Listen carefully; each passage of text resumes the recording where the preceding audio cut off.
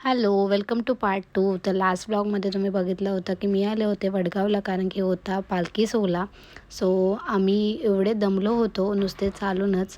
प्रत्येक ठिकाणी मी थांबतच होते, कारण की मी खूप दमलेले आणि आमचा महिला वर्ग तर अजिबात दमला नव्हता. नॉनस्टॉप नाचत होते ते लोकं. आणि त्यानंतर संध्याकाळी आम्ही गेलो होतो परत मंदिरात, कारण की होता आज महाप्रसाद आणि त्याचा लाभ घ्यायला पूर्ण पंचक्रोशी होती.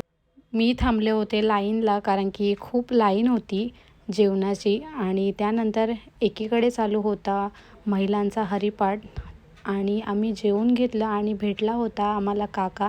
सो त्याच्यासोबत गप्पा मारत आम्ही जेवून घेतला आणि नंतर गेलो होतो जे मंदिराबाहेर स्टॉल लागले होते ते बघायला. आणि इकडे छोट्या मुलांसाठी पाळणेसुद्धा होते. सो ती लोकं तर खूप जास्त एक्सायटेड होतं त्याच्यामध्ये जाण्यासाठी. आमच्या गावात येणाऱ्या माहेरी लेकींचं गावकऱ्यांनी छान असं पुष्पगुच्छ आणि ट्रॉफी देऊन सन्मानित केलं सर्वांना. आणि त्यानंतर आत्ता होता कीर्तन. सौ गौरीताई सांगळे यांचं एवढं छान कीर्तन केलं त्यांनी महाराजांविषयी. अक्षरशः अंगावर काटा येत होता आणि प्रचंड प्रमाणात गर्दी होती आज कीर्तनासाठी. कीर्तन झाल्यानंतर मग आम्ही गेलो होतो घरी आणि रात्री 12 वाजता आम्ही बसलो होतो चहा आणि पुरणपोळी खायला. That's for the day. भेटूया नेक्स्ट ब्लॉगमध्ये. Bye bye.